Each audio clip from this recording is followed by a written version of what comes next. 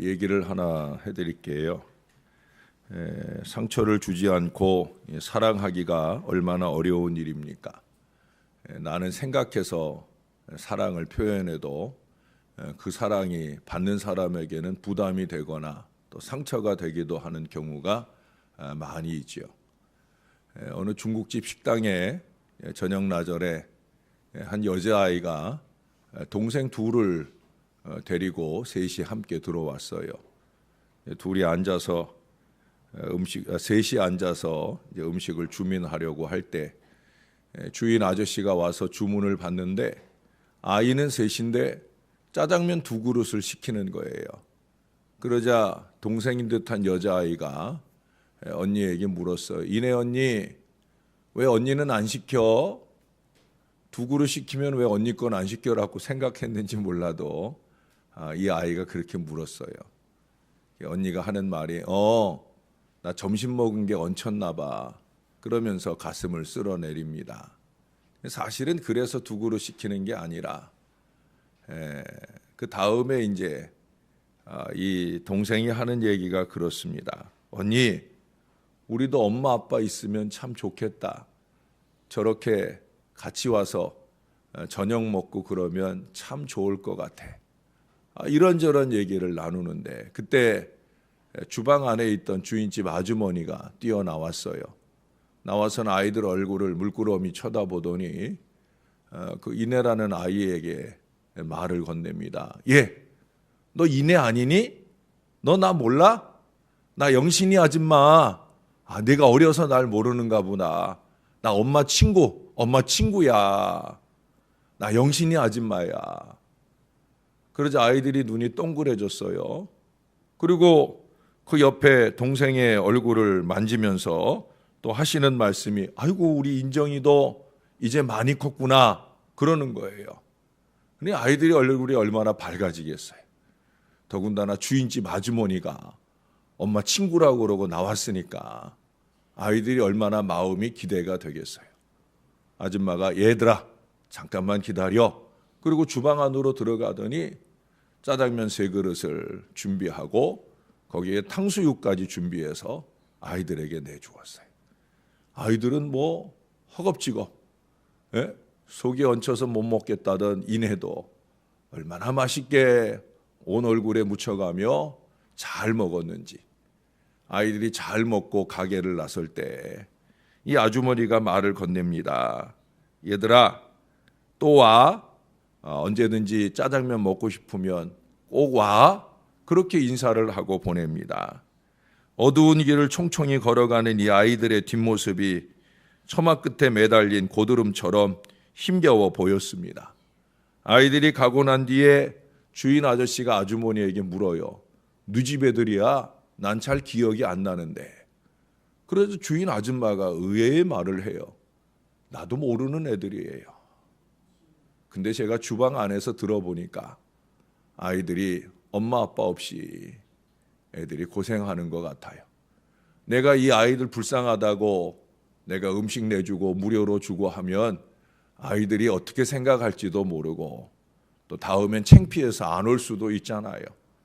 이제 내가 저희 엄마 친구라 생각하면 언제든지 배고프면 언제든지 먹고 싶으면 오지 않겠어요? 라고 말하는 거예요. 주인 아저씨가 빙그레 웃으면서 난 애들 이름까지 말하길래 진짜인 줄 알았지. 주방에서 들으니까 다 들리더라고요. 애들이 서로 이름을 부르는 걸 듣고 제가 아이들 이름을 불렀던 거예요. 아마 오늘 남동생 생일이었나 본데 자기 먹고 싶은 거 참으면서 동생들 먹이려는 언니 마음이 얼마나 예뻐요 하면서 그 언니의 아주머니의 눈에 눈물이 그렁그렁 맺히더라 하는 얘기입니다. 참 아름다운 마음이요 배려가 아닌가 하는 생각이 들어요. 저는 적어도 예수 믿는 사람들의 마음은 이런 마음이어야 되는 것이 아닌가. 이제 오늘 월요일이면 이제 역대기서가 끝나요. 구약의 역사서가 12권인데 그중에 9권째가 마무리되는 겁니다. 이제는 짤막짤막하게 있는 에스라, 느헤미야, 에스더 세 권의 역사서가 남아 있어요. 이제 월요일이면 끝나고 화요일부터 에스라서를 우리가 이제 보게 되는데, 제 입장에서는 참 긴 역대서였기 때문에 좀 아쉬운 마음도 있고, 또 여러분들이 오늘 본문도 읽어보셔서 알겠지만 참 설교 준비하기 어려운 그런 본문입니다. 그래서 제가 기도원 들어가 있는 월요일부터 어제 아침 나올 때까지 이 본문을 매일 읽었어요. 아침마다 본문을 매일 읽으면서 말씀을 준비해 보려고 애를 쓰는데, 특별히 8절에 있는 한 단어가 마음에 와서 걸리더라고요. 8절 중간쯤 보면 그에게 발견된 악행이라는 말이 있어요. 제가 이 단어가 왜 와서 마음에 걸렸냐면, 이게 제가 기억하는 옛날 개역 성경에, 개역 한글에는 이 악행이라고 하는 말을 뭐라고 쓰고 있냐면 심술이라고 적혀 있어요. 예? 이런 단어는 왜 바꿨나 싶은 생각을 제가 합니다. 그냥 심술이라고 적어 놓지. 심술이 이스라엘과 유다 열왕기에 기록되었다.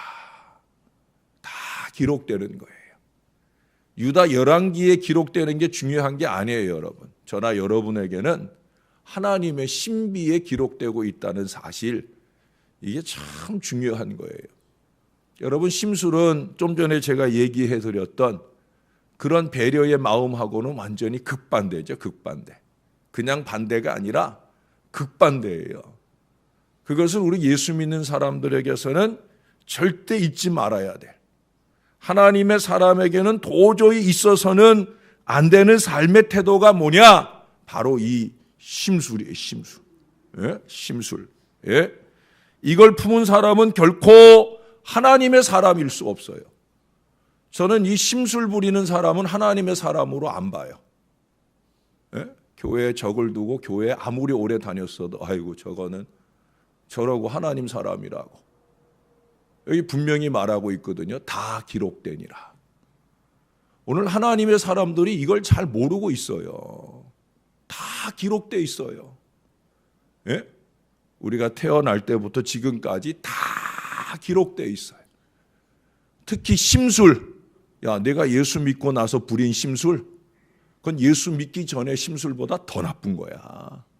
너 예수 믿는다며? 그런데 그런 심술이나 부리고, 하나님이 다 기억하고 계신다는 사실이에요. 어떤 상황에서고 이 심술보를 키우고 터뜨린다면 우리는 아직도 그리스도의 장성한 분량이 충만한 데까지 이르려면 아직도 멀은 거예요. 예수 믿는 사람이 자비나 사랑, 다른 사람을 배려하고 나누기는커녕 오히려 어려움을 가중시키는 심술로 모함하고 덫을 놓고 흉을 보고 남잘되는 일에 배가 아프고 코를 빠뜨리려고 해서는 그것은 예수 믿는 게 아니죠. 여러분, 예수 믿는 걸 좀 깊이 생각하고 살아야 돼요. 내 안에 심술의 마음이 일어날 때마다 도리질할 수 있는 마음들을 가질 수 있어야 정말 내가 예수 믿는 사람이 되는 거지. 예? 세상 사람들보다 더 심각한 심술로 어리석음을 놓는 일이라고 하면 우리가 어찌 예수 믿는다 하겠어요. 여러분, 얼마 전에 한 달 전쯤에 우리 교회 연세 지긋한 어르신 할머니들이 두 분 교회에 등록했잖아요. 이분들은 평생에 예수 안 믿던 분들이에요. 70, 80 될 때까지 예수 모르고 살던 분들이에요. 근데 이분들이 등록을 하고 신방 가야 된다니까 신방 받아요. 요즘에 교인들 등록해도 교회 다니다가 교회로 와도 신방 잘 안 받을라 해요. 심지어 교회 다니는 교인들도 신방 잘 안 받을라 하잖아요. 목사 신방 오면 그런 거 생각 저는 안 하기를 원하는데, 저는 그래서 밥대 안 돼서 가기를 원하는데, 목사 신방 오면 뭐 대접도 해야 되고 헌금도 해야 뭐 이런 생각하느라고 신방 받아야 되니까 신방 받아요. 얘기 나눠보면 얼마나 마음이 따뜻한지, 이 사람들 예수 처음 믿는 사람들 맞는가 싶은 그런 마음들을 느끼겠더라니까요. 아니 예수 수십 년 믿었다는 사람들도 걸핏하면 심술보가 터지는데 참 예수 이제 간 믿은 사람들이 어떻게 이렇게 착한가. 이건 심각한 일이 아닐 수 없는 거예요. 여러분, 인디아나주의 한 작은 마을에서 일어난 일이에요. 15살 소년 브라이언이라고 하는 아이가 뇌종양이 걸렸어요. 암에 걸렸단 말이에요. 그래서 치료를 받는데 이 항암 치료를 받으면 머리가 빠지잖아요. 요즘엔 그래도 좋은 약들이 나와서 덜 그러는데 옛날에는 치료만 받으면 그냥 머리가 빠지는 거예요. 이 아이가 아직 어린데 머리 다 빠져갖고 학교 가려니 얼마나 싫어요. 친구들이 하나둘 아름아름 그 얘기를 들은 거예요. 자기들 엄마한테 쪼릅니다. 엄마, 나도 브라이언처럼 나도 머리 깎고 싶어요. 브라이언 학교 편안하게 올 수 있도록 엄마, 나도 머리 깎게 해주세요.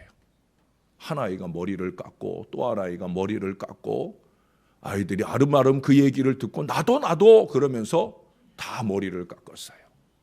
얼마 안 돼서 그 지역의 지역신문에 사진 하나가 실렸어요. 아이가 앉아있고 그 아이의 엄마가 아이의 머리를 깎고 있는 사진이에요. 아이는 브라이언이고 브라이언의 머리를 깨끗이 밀어주고 있는 그녀의 어머니의 사진이었어요. 그런데 그 두 사람만 있는 게 아니에요. 그렇게 머리 깎는 모습을 지켜보고 있는 그 뒤에 배경에 많은 아이들이 머리를 다 민 채로 그렇게 서 있는 장면이 거기에 나와 있는 거예요. 그 지역의 모든 사람들이 얼마나 감동을 받고 미국 전체를 울리는 뜨거운 감동이 됐겠어요. 그 뒤로부터 미국에는 그런 일들이 유행이랍니다. 그 학교 안에 어떤 아이라도 이렇게 뇌종양이라든지 백혈병이라든지 이런 병이 생겨서 이렇게 머리가 빠지기 시작하는 아이가 있으면 그러면 이제 아예 그것이 일반화되었다는 거예요. 아이들이 다 같이 그 아이를 위해서 머리를 깎게 되는 이런 감동적인 일이 감동이 안 되고 보편이 되는 일들이 미국 사회에 있다는 거예요. 참 부러워요. 저는 그런 얘기 들을 때. 예? 여러분 뉴스 혹시 보셨어요? 저도 인터넷 잠깐 들어갔다가 제가 살던 곳이에요. 제가 부목사로 있던 전농동 지역에 전농중학교 1학년 아이들이 길바닥에 쓰러져 있는 할아버지. 그 동영상 보니까 사람들이 그 할아버지 가운데, 길 가운데 누워 있는데도 어른들은 다 그냥 지나다니더라고. 그런데 이 아이들이 그날 시험이라는데 시험 시간에 늦어가면서라도 이 할아버지에게 자기들의 옷을 덮어드리고 이 할아버지의 집을 알게 되니까 덩치 큰 아이가 이 할아버지를 업고 집까지 모셔다 주고. 예수 믿는 사람들의 마음은 이런 마음이어야 되는 거예요. 여러분, 심술은 이런 마음하고는 반대잖아요. 심술 있는 아이들은 어때요? 아이고 브라이언 머리 봐라. 그게 심술이죠. 그런 건 여러분 다 아시죠? 예? 남이 아플 때 그 아픔을 가중시키는 게 심술이에요. 남이 힘들 때 더 힘들게 만드는 게 심술이에요. 기본적으로 생각이 될 수 있잖아요. 아, 어떻겠구나. 그럴 때 예수 믿는 사람은 어떤 마음으로 대해야 하는가. 이게 기본이 생각이 되어지는 거잖아요. 다른 사람의 고통을 악용하는 사람이면 안 돼요. 그것은 다른 이의 좋은 일도 마찬가지입니다. 박수를 쳐주진 못할지라도 입을 삐죽거리며 도끼를 품고 시기한다면 그는 심술의 사람이요 심지어 사탄의 사람입니다. 심술은 가증한 일과 같이 취급됩니다. 여기 그 앞에 모든 가증한 일들과 그에게 발견된 심술이 가증한 일과 여호와 보시기에 가증한 일들과 같이 취급이 된다는 거예요. 왜? 중심을 보시는 하나님, 모든 걸 기억하고 기록하시는 하나님, 그 하나님은 이 중심에 심술이 생기면 그 심술이 엮어갈 폐역함을 누구보다 잘 아시는 거예요. 가인에게 그러셨잖아요. 네 마음에 심술이 일어나는데 너 그 심술을 다스려라. 또 창세기 4장 가서 심술이라는 단어 찾으면 없어요. 그러나 그 얘기를 하고 계시는 거예요. 아벨의 제사는 연락하고 내 제사는 안 받았어? 라는 생각부터 시작해서 심술이 일어나는 거예요. 예? 그때 하나님 말씀하셨잖아요. 너 심술 다스려. 너 큰일 나. 경고하셨어요. 근데 어리석게 그 심술보를 터뜨리더니 결국 돌을 들어 그 사랑하는 아우를 쳐 죽이잖아요. 하나님은 다 아시는 거예요. 저 심술 잘하면 지 아우까지도 죽일 수 있는, 피를 나는 관계에서도 죽일 수 있는 일들을 하나님은 다 아시는 거예요. 사단의 조종을 받은 인간은 자기의 생각 이상으로 악해질 수 있습니다. 아주 작게 시작된 심술이지만 자기 스스로도 그것을 어쩌지 못하는 악독을 쏟아낼 수 있다는 거예요. 죄송하지만 그야말로 목사도 감당기 어려운 사람이 바로 이 심술의 사람이에요. 저 같은 사람은 정말 심술 가진 사람 감당하고 싶지 않아요. 정말입니다. 저는 감당하기에도 제가 부족하지만 심술 가진 사람 사실 아무나 감당하기 어려워요. 그리고 저는 제가 상대하는 사람이 예수 믿는 사람이라고 믿기 때문에 그에게서 나타나는 그런 심술들이 저는 정말 이해가 안 돼서 그렇잖아요. 성경으로 봐도 그렇고 세상의 이치로만 봐도 이해가 안 돼. 어떻게 예수 믿는 사람의 마음에서 저런 심술이 터지나. 이해가 안 되는 일이죠. 여러분, 성령의 사람은 따뜻한 사람입니다. 남을 배려하고 도우려는 마음이 큰 사람이에요. 에베소서 5장 8절은 말씀합니다. 너희가 전에는 어두움이더니 이제는 주 안에서 빛이라. 빛의 열매는 모든 착함과 의로움과 진실함에 있느니라. 착함과 의로움과 진실함을 통해서 빛의 자녀는 빛의 열매를 맺는 거예요. 이게 무슨 얘기예요? 너희가 전에는 심술 부리더니 이제는 주 안에서 착해졌구나. 하나님께나 사람들에게 이런 소리 들어야죠. 예수 믿는다면 너희가 전에는 심술이나 부리더니 전에는 그럴 수 있었다는 거예요. 예수 믿기 전에는. 그러나 이제 주 안에 있으면, 이제 주님의 자녀라면, 이제는 빛의 자녀라면 심술 말고 착함과 의로움과 진실함으로 살아야 된다. 바로 그런 얘기예요. 여러분, 8절은 우리들에게 아주 중요한 얘기를 하고 있어요. 뭔 얘기를 해요? 심술 기록된다. 그것만 얘기하지 않아요. 그 다음에 뭐라고 그래요? 그의 아들 여호야긴이 대신하여 왕이 되니라. 대신하여. 하나님이 저에게 그 밑에 밑줄을 긋게 했어요. 악행에 동그라미 치고 하살표하고 기록하니라 밑줄 치고 하살표하고 대신하여. 심술 부리는 인생을 대신하는 하나님의 사람들이 있어요. 저나 여러분은 그런 사람들이 되어야 되는 거예요. 내 옆에 누가 심술을 부리든지 말든지 그거 본받고 따라가는 인생이 되는 것 아니고, 심술 부려서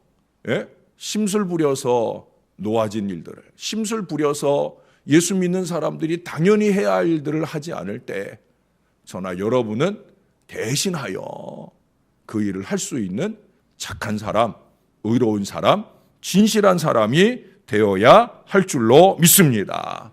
우리 안에 모든 심술의 씨앗들을 씻어내고 이런 마음, 착함과 의로움과 진실한 마음으로 살아서 저와 여러분이 속한 가정, 교회, 세상 공동체를 지상의 천국으로 만들어 가는데 우리의 우리의 작은 마음들을 보태고 모으는 그런 건강한 예수쟁이, 예수 믿는 믿음의 사람들이 다 될 수 있기를 우리의 구주 예수님의 이름으로 간절히 축원합니다.